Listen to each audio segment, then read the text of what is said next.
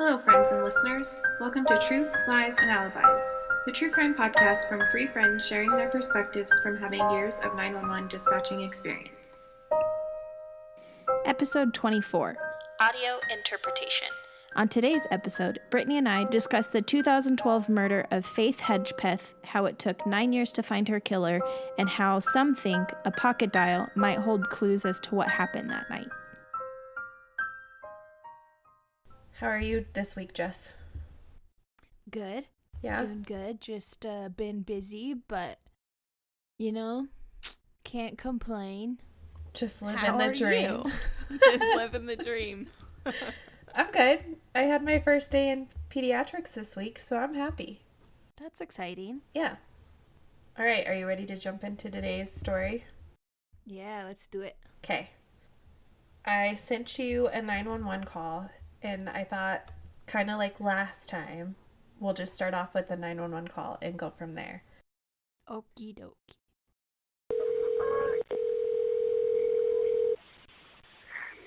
Darrell 911, where is your emergency? I just walked into my apartment and my friend is just he's unconscious. Okay, what's your address, ma'am? I live at Hawthorne at the View. Give me the address. I just moved here. I'm about to get it. Oh my God. It's 5639 Old Chapel Hill Road in Durham. Okay, repeat it to me so I make sure I've got it correct. Okay. 5639 Old Chapel Hill Road. It's apartment 1602. 1602? Yes. Okay. What's the phone number you're calling from? 201-321-8075. Okay, you say your friend is unconscious? He's unconscious. I just walked in the apartment and there looks like there's blood everywhere. Listen to me. Somebody's already sending the ambulance. Okay, I need to get some information from you, and I'm gonna tell you how to help her. Okay. Okay. How old is she? She's 19. Okay. I don't know. I don't want to touch her, but. Listen to me. Is she breathing? I don't know. You need to check and see. Is she breathing? Kate, I don't think so. Okay, listen to me. There's blood everywhere. There's what? There's blood everywhere. Okay. I don't know what happened. Okay, is she on her back or is she laying on her stomach? She's on her back, but I think she fell off the bed because she's off the bed. There's blood all over the pillows, in the comforter. I just don't know what happened.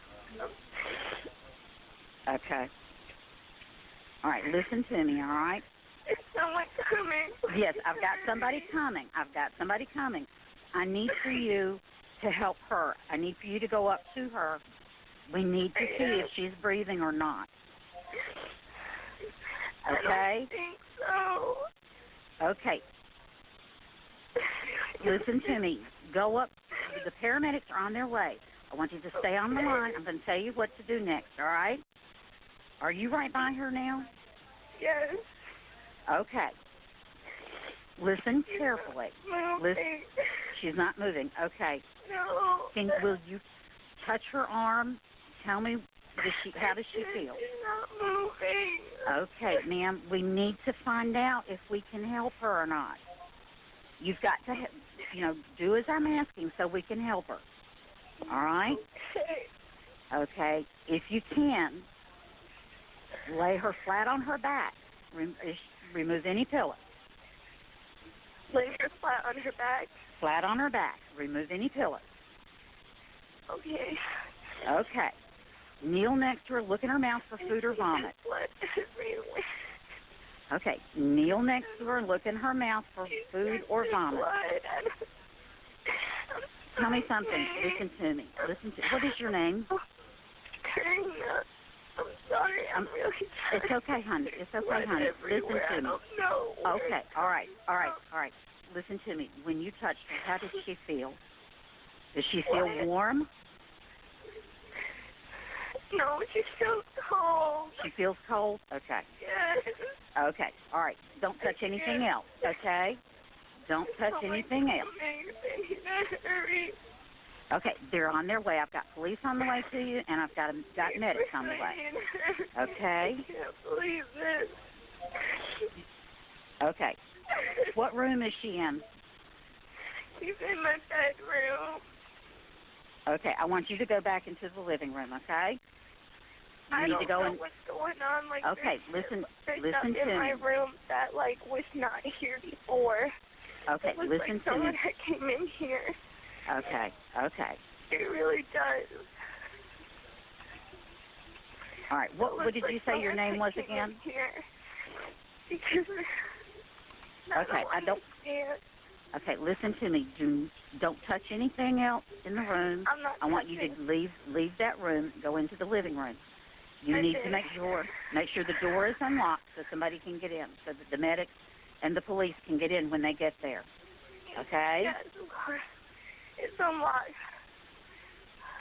Okay. Now tell me again. Get here though. Okay, they're on their way, honey. They're coming as fast as they can. You just stay on the phone with me, all right? I am. Okay. Tell me again what your name is. It looks like someone had been in there because she's not like the cell. I don't know what. Okay. I've let them know. We've got everybody on the way to help you. Now, tell me again what your name is. What? What is your name? Karina Rosario. Karina? Yes. Okay, Karina. You sit down on the couch and don't touch anything, okay? You just sit down. I'm not touching anything. Okay. I just want you to sit down because the police and the medics are going to be there. They're coming just as fast as they can, all right? Okay. You just stay on the phone with me. Okay? You just stay on the phone with me. Are you sure they're coming? Yes, ma'am. They are on their way. I just can't believe this. No, someone had to have been in there. Okay. We've got first responders on the way. There's a fire truck coming. There's a medic coming, and the sheriff's department's on the way to you. Okay? You just stay on the phone with me until somebody gets there with you. All right? Okay. Okay, Karina. How old are you, Karina? I'm 20. You're 20? Okay, hon. You're doing all right. You just stay on the phone with me. I see the police. You see the police? Yes. Okay. You let me know when they get in there with you, and then you can talk to them, all right? Okay. I just don't want you to be alone right now. Okay. Okay? You just stay on the phone with me. Okay.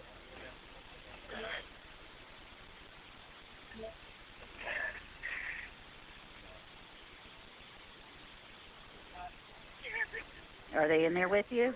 They coming in? Yes. Thank you. Okay, honey. All right. Bye-bye. All right. Bye. Okay. So what did you think? Definitely a sad call. My first thought is, had I been that dispatcher and my reporting party is telling me all this stuff and she says that there's blood all over the place, I would have asked about obvious injuries, like sign of a struggle, weapons lying around, more on that side of thing, like, as well and as safety concerns and stuff like that too. Like, yeah, because she says that there's blood all over the place a time before the dispatcher hears it. So obviously she's probably getting the call in and letting them know that there's a subject not breathing or something like that. So her attention is split. So she, like, even after she says it the first time, she's like, okay, well, you need to go up and, like, try and help your friend, which, you know, you want them to start CPR. But when somebody says there's blood all over the place, that's an indication of not maybe a medical concern. Yeah. That is opens the door for other questions that need to be asked immediately. Yeah, she kind of like said she fell, I think, at one point, right? She was like, well, in my mind, it makes it seem like she was like half off of the bed. yeah, like she was hanging off of the bed. Mm-hmm. But like, I don't know. It was a weird way to communicate it. And like we've always said, you can never know what a person's going to act like in that kind of situation. Yeah, people's responses to trauma are always going to be different. There were some questions that maybe I would have asked a little bit differently. However, I think the dispatcher did a really good job at being calm. Yes. And kind of trying to direct her, but not like push her into, because we can't push anyone to do CPR, right? Nope. So I thought she did a good job at that. I think as soon as she does a good job of kicking into that like reassurance, and like when you get to the point where you and your RP reporting party know that there's really nothing that can be done, aside from like when she asks her like if she feels warm or if she feels cold, and then from there she kind of switches into that comforting mode. Yeah. She did a really good job with the reassurances, making sure she's like, I don't want you to be alone, all that kind of stuff, which is really good. I just wish that there had been kind of more attention at the beginning of the call. Mm-hmm. But I understand when you're, depending on how that center works, she was probably putting in the call, yelling across the room, whatever that looks like for them. I can understand why that would be missed the first time. Maybe it wasn't as clear. We all know recordings sound different than the actual call. Anyway, so there's a cavalcade of reasons why it was missed the first time. Yeah. Overall, you don't know how people are going to deal with that. I feel like had she had asked more different questions, maybe the scene could have been more clear, because I think from how the call goes, it gives the impression that she believes her friend is dead. Yeah. So call first comes in and she says she's unconscious. Like, that obviously leads the dispatcher on a different route than saying, like, I think something terrible happened to my friend. I think my friend might be dead. Other than saying, I think my friend's unconscious. Yeah. Instead of, like, that's not my, like, had I walked into a scene in which there was blood all over the place, my roommate's half off the bed, like, I would not have called and said that my roommate is unconscious. I don't think I would either. I think I would be like, something terrible has happened. Please send help. There's blood everywhere. I think she's dead. But that's just my thought. Yeah. So again, can't judge on people's response to trauma, but I think maybe that was like some level of not wanting to believe what you're seeing. Yeah, like I guess. She thought maybe there's hope. Maybe she can be helped. But then it's like, maybe that was a trauma response. Maybe she was freaking out so much inside that she couldn't wrap her head around it, and she couldn't really help her like, you would if there was some kind of hope for CPR. Right. It kind of reminds me of this call that I took as a dispatcher, and a lady had called in. She said she found somebody who was down in the kitchen or something, somewhere in the house, right? And in my mind, I'm like, okay, he's down. She's saying like, he's unresponsive, and I'm like, well, is he breathing? And she's like, no, he's not breathing. So I'm like, okay, can you, like, I asked her like 3 times, can you check to see if we can do CPR? Do you think he's beyond CPR? Finally, I said, do you think that he is deceased? And she was like, basically told me that he had a shotgun wound in his head, which had we started the call with that, I may have asked different questions, right? Handled things differently, yeah. But as a dispatcher, I can only ask questions based on the information that you're giving me. And based on, like you said, sometimes I'm working that radio, which I was that day. I'm toning people out, right, for a subject not breathing, trying to get information in so that the fire dispatcher has everything they need to give to the medics, right?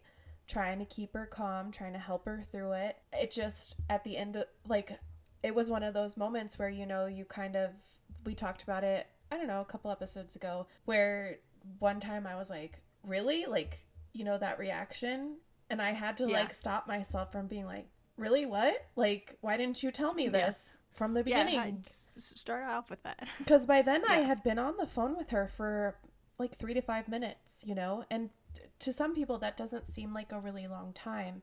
But when you're taking a 911 call, it is a long time.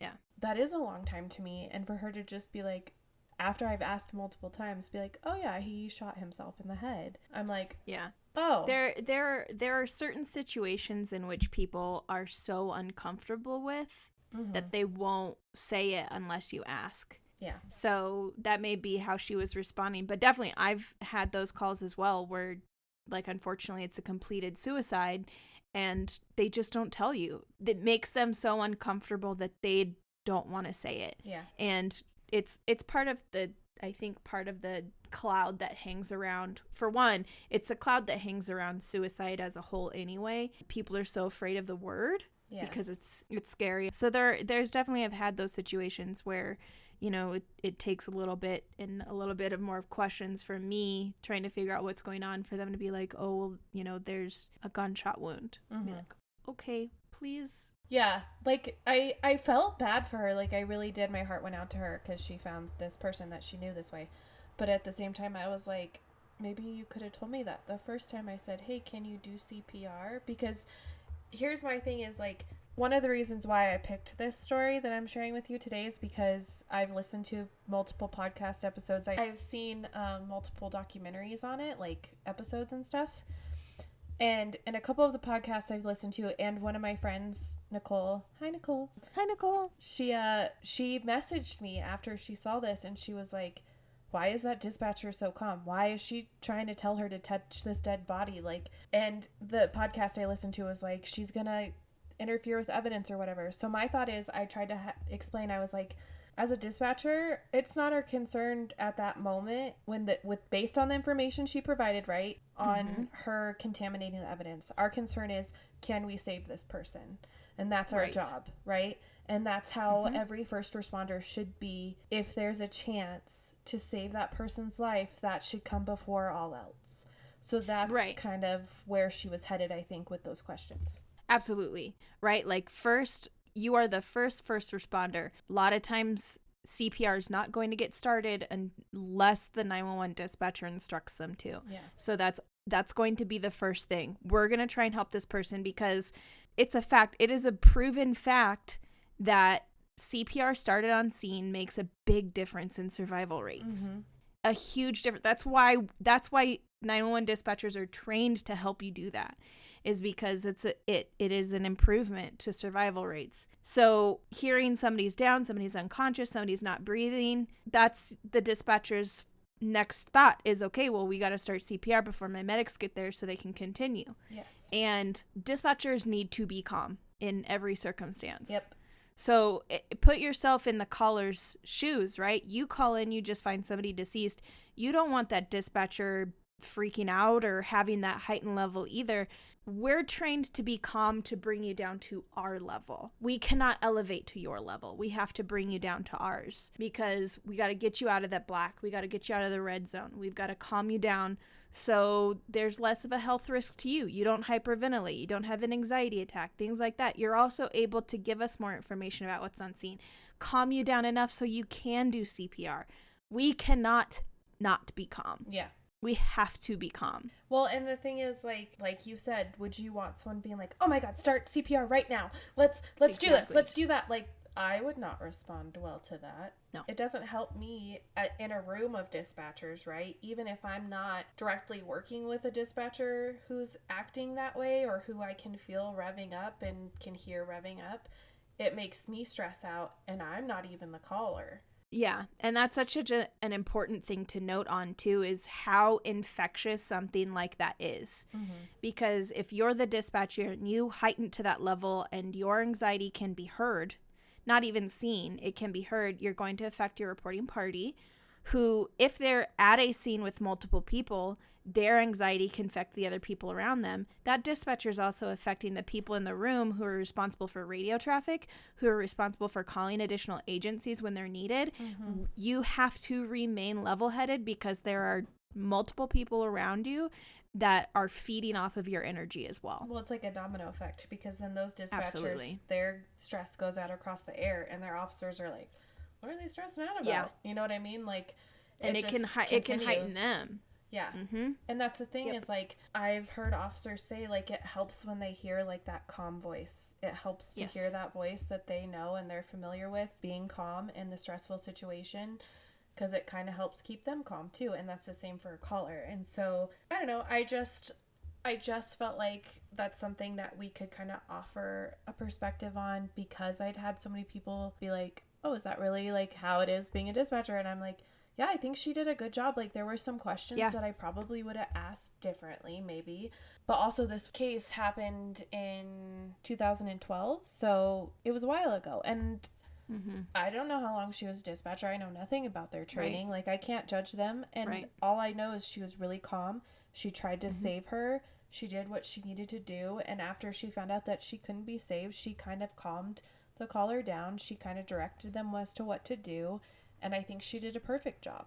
Yeah, she did what she and like as soon as she had enough information to deem the patient, unsavable, or at least not for CPR on scene, she had her remove herself from the room, told her not to touch anything, waited for responders. So she did her necessary steps in the order she needed to do them. Yep. Good job, dispatcher. Whoever you are. Whoever you are. All right, let's jump right in. Faith Hedgepeth was 19 years old when she was brutally murdered. She was a sophomore student at University of North Carolina, and she was a member of the Hollywossaponi tribe. I think that's how it's pronounced. That's what Google says. In Warren, North Carolina, and she dreamed of being a pediatrician and returning to her hometown of Hollister, North Carolina. Faith was born September 26, 1992, in Hollister. Her parents described her as a good child who was friendly. Her dad described her as beautiful from the inside out, and he also told ID Channel that she always put others before herself. All the things that people said about her were just great. She was a great person. Her sister described her as smart, told ID Channel she had received a lot of scholarships. Her friends also said she put others before herself, and her father called her his faith in hard times. Her body was found on September 7th, 2012 by her roommate, who made that 911 call. Faith had been staying with Karina Rosario until her new apartment was ready. 8 minutes later, the Chapel Hill police arrive. When police arrived, they find Faith laying face up over the edge of the bed. She was naked from the waist down and was wearing a black t-shirt that was pulled up to cover her head, and a pool of blood had gathered on the floor under her head. There was blood all over the room. Faith's autopsy would reveal that she had cuts and bruises on her arms and legs. Her cause of death was blunt force trauma. The suspect beat her to death with an empty liquor bottle. There was blood under her fingernails, and additional DNA evidence of blood, tissue, and semen were found on her body. A bloody tampon was also found next to her body, along with the liquor bottle and a fast food bag from the restaurant called Time Out with the words, "I'm not stupid, bitch," and "jealous" written on it in very large letters. This note leads investigators to believe that the crime was personal and that Faith knew her killer. They interview Karina. Karina tells investigators that Faith and her attended a sorority event and then went to the library to work on a paper. They left the library around 11:30 p.m., and the two friends had gone out to the Thrill, a Chapel Hill nightclub, around midnight. To which I say, ew, gross, that sounds awful. They are seen on surveillance footage leaving the nightclub around 2:06. Rosario told police she left her apartment at 4:25 when a male friend picked her up. To which I say, when the heck do they sleep? I was just thinking that. I was like, yeah. Listening when I watched the documentaries and when I read all this stuff, I was like, I'm sorry, but I sleep way too much. Even back then, sleep way too much to be out and be getting a booty call at 4:25 in the morning. Yeah, if I didn't go to class, it wasn't because I was hungover. It was because I was just sleeping. Yeah. Because I just wanted to sleep. Sleep is your friend. Now I don't even get sleep. I'm like, what is that? I can't sleep now. I must have slept too much before. My body's like, meh, who needs it? So when she left the apartment around 4:25, this was after they had come home, and she had been sick, and Faith had held her hair back when she was throwing up and was kind of taking care of her. Apparently, after that, Faith went to bed, and then she stayed up texting, and then her male friend came to pick her up. So that was the last time she saw Faith alive. She advised that Faith was asleep in her bed when she left, and that she left the door unlocked because she only had one key and she didn't want to wake Faith up to tell her she was leaving. You guys can't see Jessica's face right now, but she's literally rubbing her eyes and shaking her head. Lock your doors, everyone. I don't care if you're a 6.5 foot tall bodybuilder or a 4.5-foot tiny pixie. Lock your doors. Tiny pixie. Yes, I 100% agree. I lock my doors. I am obsessive over locking my doors. I will literally check a couple times just to be sure because I watch too much Investigation Discovery. Anyway, Karina had attempted to call her before returning to the apartment because she didn't have a ride and she needed to get a paper before she went to class. Because, yes, they had class the next day. So she had attempted to call her. She couldn't get a hold of her, so she had her friend Marisol pick her up.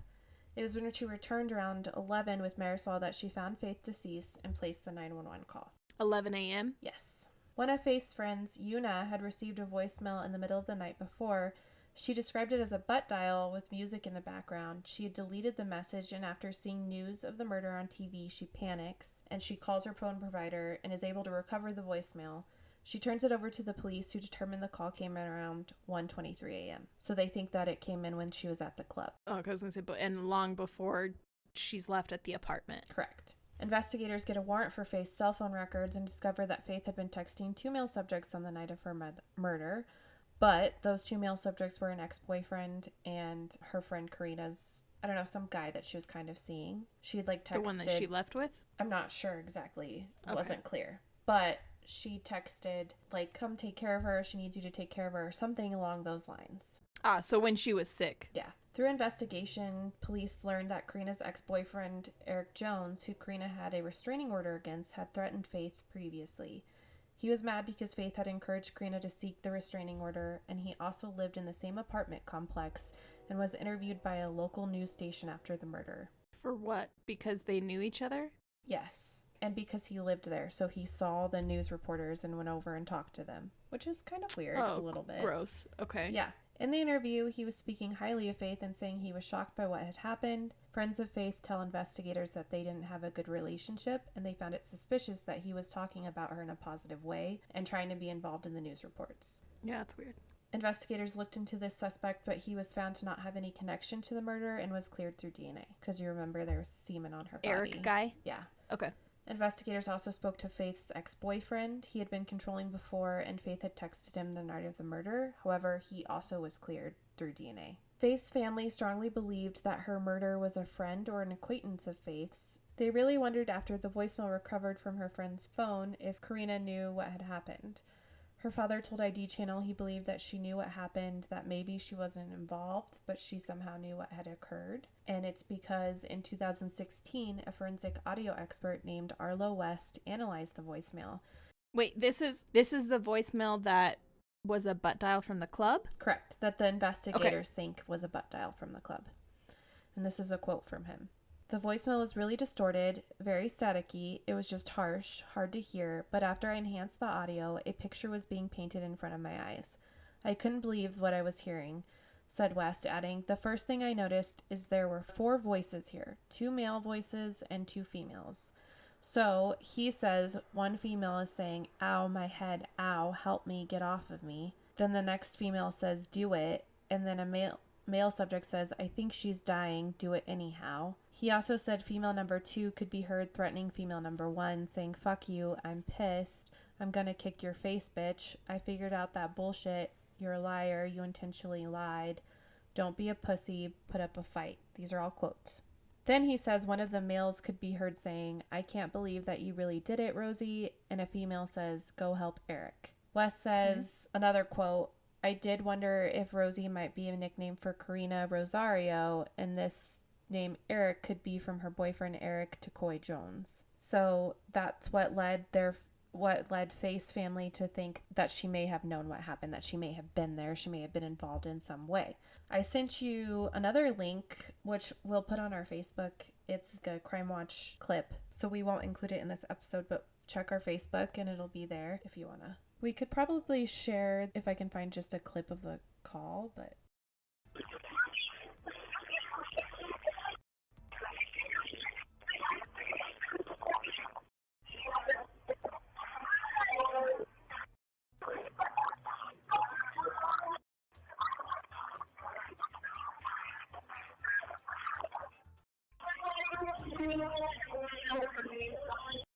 What did you think of that? It's super interesting. Super interesting. So, like, obviously, this guy, like, this is what this guy does. It's all very intriguing about how, like, what kind of work goes into fixing audio distortion and stuff like that. To me, and, like, I equate this back to, like, watching, like, ghost hunters and stuff like that.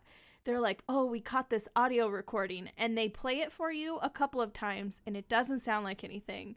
Or you're like, yeah, I guess maybe that could say, like, hey, you. And then when they play it again and they put the words on the screen, you hear it. You hear those words. Because they put those words into your brain, right? That's exactly what I thought. I was like, I don't understand this.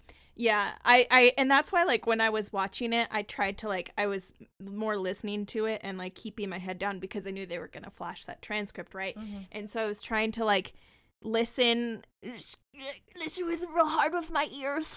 Yeah. And it would be like I can hear help me, and I can hear the yelling and the screaming, but then when it goes back and they, like, go over the other stuff, I'm like, I don't hear any names. And I think it's very, to me, it sounded very much like a butt dial would sound if you were in a nightclub, because there's chaos and stuff going on around you. So I don't know.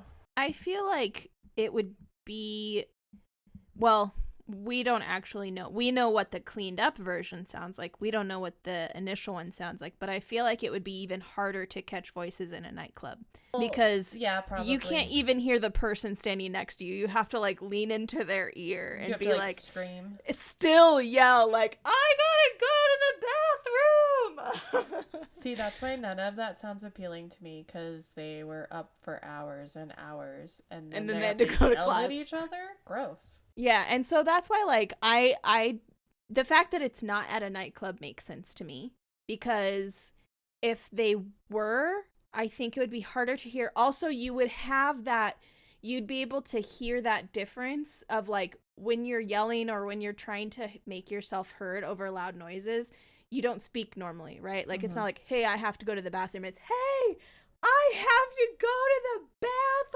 Like, you're really enunciating because you want them to understand you. Because they're not going to be like, what do you need? More room? What? So the cleaned up portion that they let us hear doesn't sound like they're speaking that way.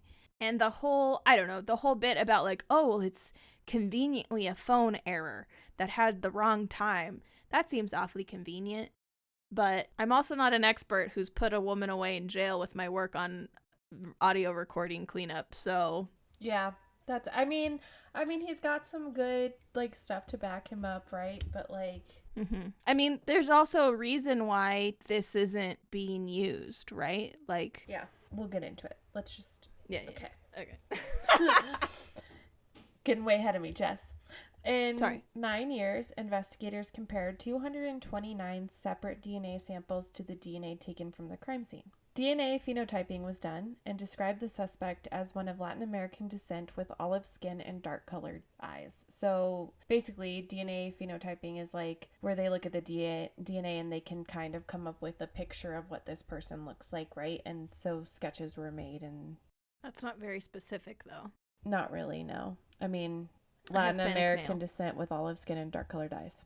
Yeah. There were no matches on the DNA, so investigators decided to use ancestral DNA to locate any relatives of the suspect, which led them to the murderer. In September of 2021, a 28-year-old male subject was arrested in connection to the murder. His name is Miguel Enrique Salguero Olivares from Durham, North Carolina. He was charged with first-degree murder and, like I said, was connected through DNA, so the DNA matched him. So ancestral DNA... Basically, they went through a whole family tree, which led them to him, and then when they found him, his DNA matched the murder suspect. At the time of the murder, Miguel had only been in the U.S. for about 2 years and spoke little to no English. He was only 19 years old when he murdered Faith.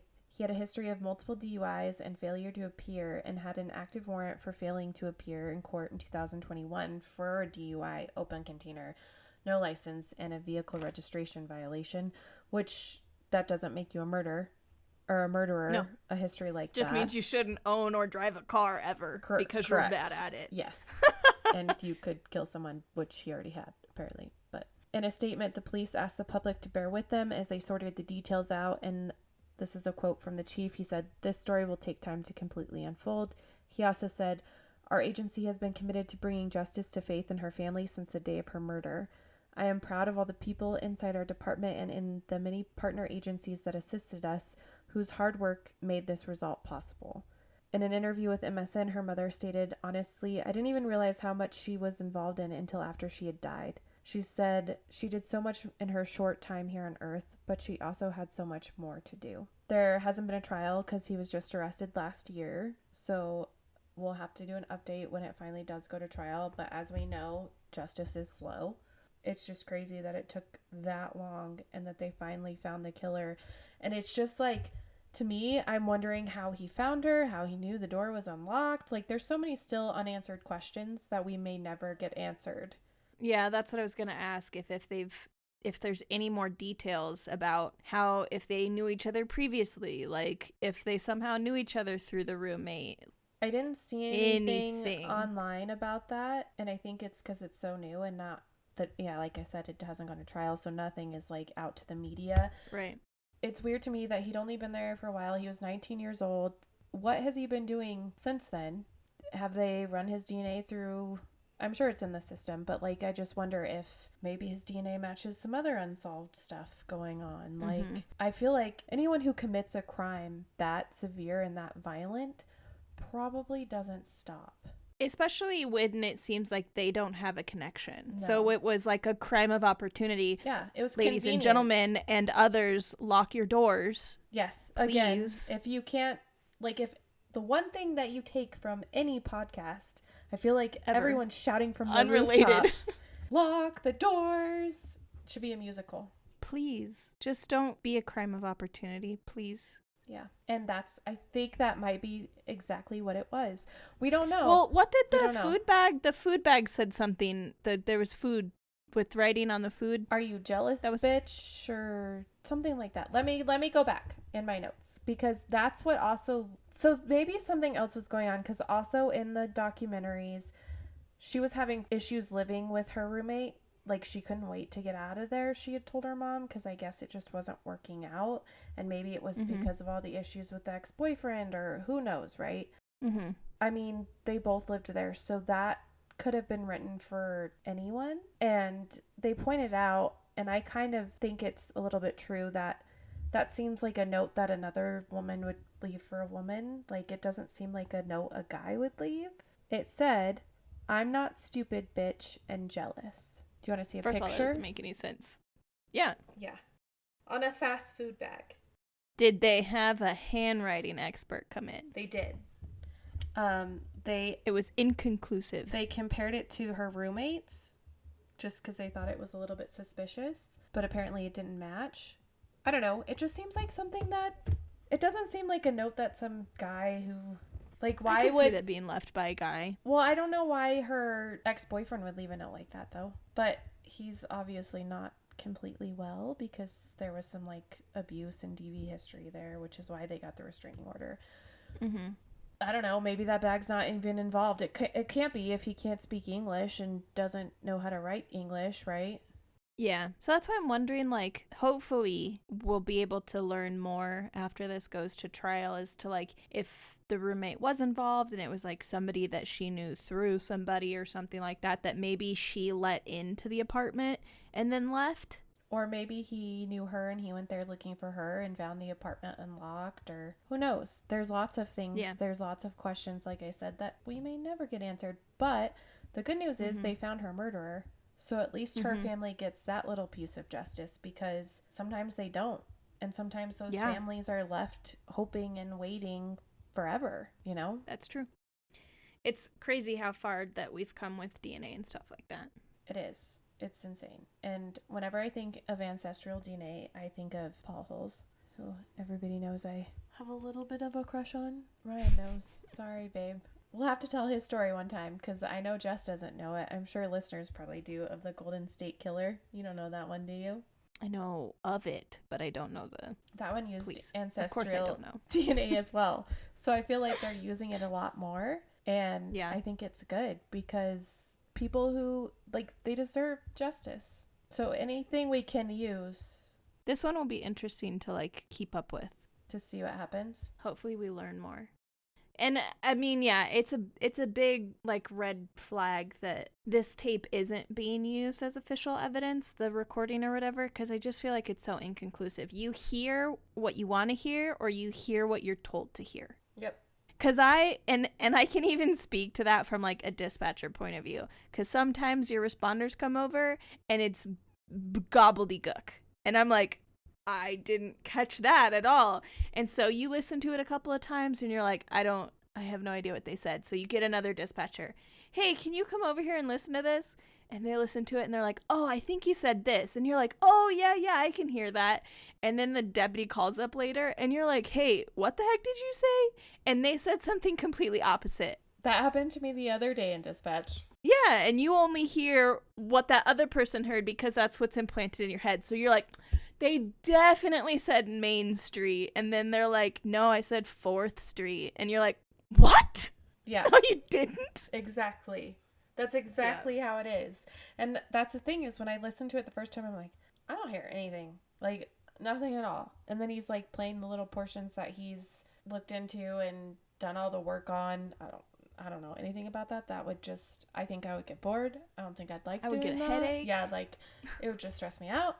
I would be thinking about 100 different things and my brain would just be like, oh, I can't do this.